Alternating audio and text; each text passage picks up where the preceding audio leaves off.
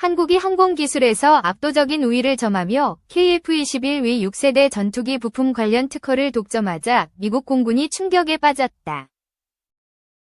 영국 정부는 최근 특별 발표를 통해 차세대 전투기 개발 협력국으로 일본이 아닌 한국을 선택했다고 공식적으로 밝혔다.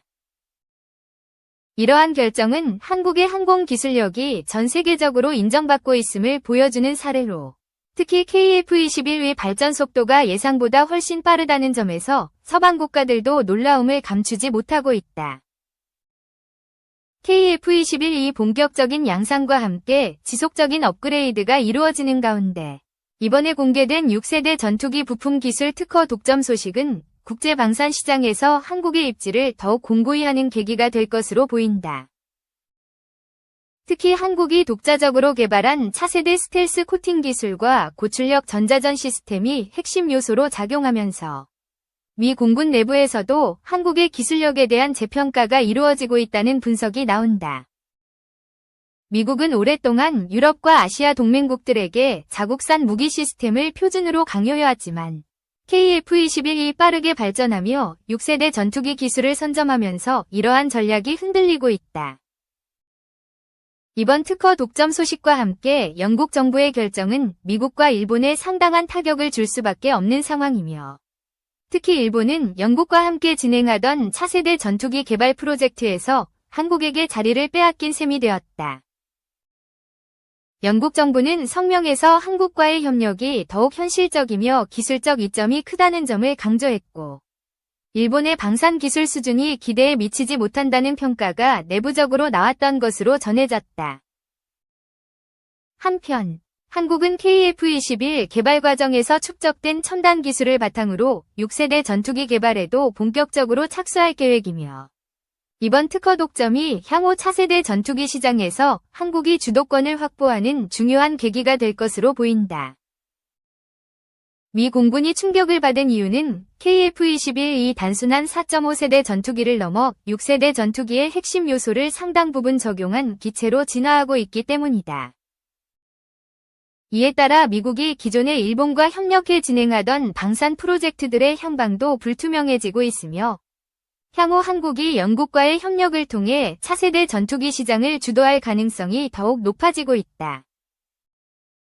이러한 변화는 방산업계뿐만 아니라 국제 정세에도 큰 영향을 미칠 것으로 보이며, 한국이 글로벌 항공 방산 시장에서 핵심적인 위치를 차지하는 날이 머지않았음을 의미한다. KF-21의 성공적인 개발과 6세대 전투기 부품 특허 독점이 결국 한국을 군사 강국으로 자리 잡게 만들 것이며, 이는 단순한 전투기 수출을 넘어 전 세계적인 기술 패권 경쟁에서 한국이 새로운 강자로 떠오르는 중요한 전환점이 될 전망이다. 한국형 전투기 KF-21이 본격적으로 활동할 시기가 바짝 다가오고 있다. 지난해 6월 KF-21 20대 첫 양산 계약 1조 9,600억 원을 맺은 한국항공우주산업 KAI는 지난달 1,243억 원 규모의 성과 기반 군수 지원 PBL 계약을 체결했다. 한화에어로스페이스를 비롯한 주요 협력사들도 핵심 구성품 공급을 위한 준비를 진행 중이다. 양산에 들어간 KF-21은 내년부터 공군에 배치되어 영공 수호 임무에 나설 예정이다. 10여 년 전 KF-21 탐색 개발 단계서부터 추진됐던 해외 판매도 필리핀 등에서 수주 가능성이 제기되는 모양새다. 공군 전력 증강과 항공우주 산업 발전을 함께 도모할 기회를 얻는 셈이다. 하지만 첨단 무기 시장을 장악한 미국 유럽 방위산업계와 일반적인 방식으로 경쟁하기에는 국내 방위산업의 대외적 영향력과 규모 등이 부족한 실정이다. KF-21 관련 역량을 결집, 세계 시장으로 나아갈 채비를 해야 한다는 지적이 나오는 이유다. 현재 20대 첫 양산이 진행 중인 KF-21은 기본 비행 성능과 공대공 능력을 갖춘 블록 1 기종이다. 유럽 MBDA 미티어 중거리 공대공 미사일과 독일 질 디펜스 AIM-2000 단거리 공대공 미사일 등으로 무장하고 있다. 방위사업청과 KAI는 KF-21 2차 양산을 추진하고 있다. 군 소식통은 이르면 다음 달쯤 2차 양산, 20대 관련 의사결정이 내려질 것으로 안다. 대당 가격은 공급망 문제와 환율 상승 등으로 지난해 첫 양산 계약보다 15% 정도 오를 것이라고 전했다. KF21은 지난 2020년 9월 시제기 최종 조립을 시작했다. KAI는 기체 제작에 필요한 동체주 입구 조조립과 최종 조립 등의 생산 인프라를 구축했다. 2022년 7월 첫 시험 비행에 성공한 KF21은 이후에도 초음속 비행 시험 등을 진행해 잠정 전투용 적합 판정을 획득했다. 시험 과정에서 얻은 데이터는 양산형 기체 설계와 제작에 적용됐다. KF21은 블록 140대 제작을 일괄 계약하고 장거리 공대지 미사일을 포함한 공대지 전투 능력을 추가한 블록 280대 상산 계약이 차후에 이뤄질 계획이었다. 하지만 2023년 11월 한국국방연구원 KIDA은 공대 공미사일과 능동전자주사 AESA 레이더의 연계 검증 시험이 완료되지 않았다면서 초도 양산 물량을 40대에서 20대로 줄일 것을 권했다. 이에 방위사업청은 20대로 첫 생산을 진행하고 20대는 추가 검증 후 계약하는 20+20 계획을 마련했다. 이를 두고 방산업계에선 KF21 대당 생산비가 증가할 것이라는 우려가 나왔다. 항공산업은 주문이 들어와야 생산을 시작하는 특성을 지닌다. 따라서 제품이 처음 출시됐을 때는 가능한 많은 초도 주문 물량을 사전에 확보하는 것이 중요하다. 그래야 초기 비용 증가를 억제하면서 대외 신뢰도를 높일 수 있다. 하지만 KIDA의 권고를 무시하기 어려웠던 정부 당국은 첫 양산 계약 규모를 20대로 설정하되 고강도 원가 검증으로 비용 증가를 억제. 대당 가격을 940억 원 안팎으로 맞춘 것으로 알려졌다. 하지만 환율 상승과 공급망 문제로 2차 양산 단계에서의 대당 가격은 상승할 전망이다. KF21 엔진은 미국 지휘 F414를 한화에어로스페이스가 생산하는 형태인데 국산화율이 50%에 못 미치는 상황이다. 수입 구성품 가격은 환율 등에 많은 영향을 받는데 원달러 환율은 지난해 7월보다 100원 가까이 상승한 상태다.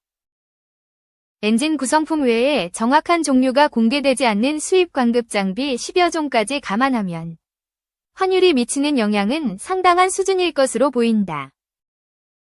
코로나19와 우크라이나 전쟁으로 지속되고 있는 글로벌 공급망 문제와 물가 상승도 KF21 대당 가격 상승을 부추기는 요인으로 지목된다.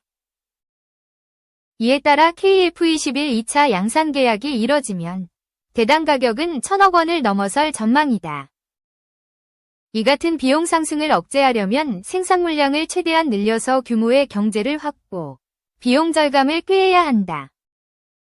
하지만 한국 공군이 구매할 KF21 수량은 제한되어 있다. 수출에 적극적으로 나서야 하는 이유다. 문제는 KF21 해외 판매를 일반적인 방산 수출처럼 정부 주도로 진행하기가 어렵다는 점이다. K9 자주포나 FA50 경공격기처럼 한국군 사용 이력과 수출 실적이 충분한 국산 무기와 달리 KF21은 이제 막 글로벌 시장에 진입하려 시도하는 상태다. 가격도 FA50보다 고가다. 이를 해결하려면 정부 수뇌부 주도로 보증 문제 등을 풀고 관련 부처 간 협업과 조율을 촉진하는 방식으로 활로를 여는 것이 일반적이다. 특히 전투기 구매는 국제정치적 차원의 전략적 외교 관계와 밀접한 관련이 있으므로 정부 간 신뢰를 높이는 작업도 필요하다. 하지만 123 비상계엄 사태와 국회의 탄핵 소추로 대통령 직무가 정지되고 정부와 군 주요 직위가 권한대행 체제로 운영되면서 이 같은 기능이 제대로 가동되기는 어렵게 됐다.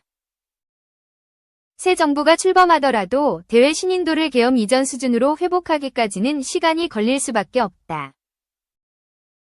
KF21 제작사 KAI는 수출입은행이 최대 주주인 회사다.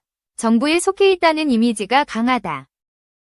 KF21 투자 비중도 정부가 60%를 차지했는데 인도네시아가 분담금 1조 6천억 원 중에서 6천억 원만 납부하겠다는 의사를 밝히면서 정부 투자 비중이 더욱 확대됐다. F-16이 납품 지연 문제를 안고 있는 상황에서 발생한 빈틈을 KF-21이 서둘러 차지하려면 수출 캠페인을 서둘러야 한다. 그런데 정치적 리스크가 장기화하면 KF-21을 포함한 방산 수출에 영향을 미칠 위험이 있다. 일각에선 KF-21 양산에 직간접적으로 참여하는 업체들이 수출을 위해 팀 KF-21을 구성하는 방안을 제시하고 있다. K방산을 대표하는 기업들의 역량을 최대한 모아서 활용하자는 것이다. 서방에서 생산하는 4세대 이상 전투기들은 다수의 기업이 참여해서 만든다. 프랑스 라팔은 다소 40%, 탈레스 30%, 사프란 30%, 이 체계 통합과 전자장비 엔진 제작을 분담한다. 유럽 에어버스가 만드는 타이푼도 다수의 유럽 기업이 참여한다. 생산에 참여하는 기업들은 해외 판매를 위한 마케팅도 적극적으로 나선다. 체계 통합 업체에만 맡기지는 않는다는 의미다. 세계 시장에 나설 KF-21은 미국 F-16, 로키드 마틴, 스웨덴 그리펜, 사브 등과 경쟁을 벌여야 한다. 글로벌 방위산업 시장에서 막강한 영향력과 풍부한 이력을 지닌 세계적인 기업들이다. KF-21 제작사인 KAI는 국내에선 최상위 방위산업체지만 로키드 마틴, 사브, 에어버스 등과 세계 시장에서 독자적으로 경쟁해 우위를 확보하는 것은 쉽지 않다. KF-21 프로그램에 참여하는 기업들이 힘을 모아야 한다. KF-21은 KAI가 제작하지만 실제 비중은 절반에 못 미치는 것으로 알려졌다. 한화에어로스페이스, 엔진, 한화시스템, 레이더와 항공전자장비, LIG 넥스원, 전자전장비, 정밀유도 폭탄 등을 비롯한 다수의 기업이 생산에 참여하기 때문이다. KF-21 프로그램 참여 업체들이 수출을 위해 원팀을 구성한다면 해외의 잠재 고객에게 신뢰감을 조금이나마 더 줄 수 있다. 해외 마케팅 역량도 한층 강해진다. 가격 인하, 구성품 현지 생산, 기술 이전, 창정비 등 구매국과의 협상 과정에서 제기되는 이슈에 대한 업체 간 조율도 신속하게 이뤄질 수 있다. 수출이 성사되어 생산량이 증가하면 구성품을 납품하는 업체들도 생산 라인을 더 가동할 수 있어서 이익을 얻게 된다. 원팀을 만들면 방위사업청은 수출 과정에서 KF-21에 탑재되는 수입 구성품을 제3국에 인도하는 것에 대한 법적 문제나 보증 등을 지원하는 역할에 집중할 수 있다.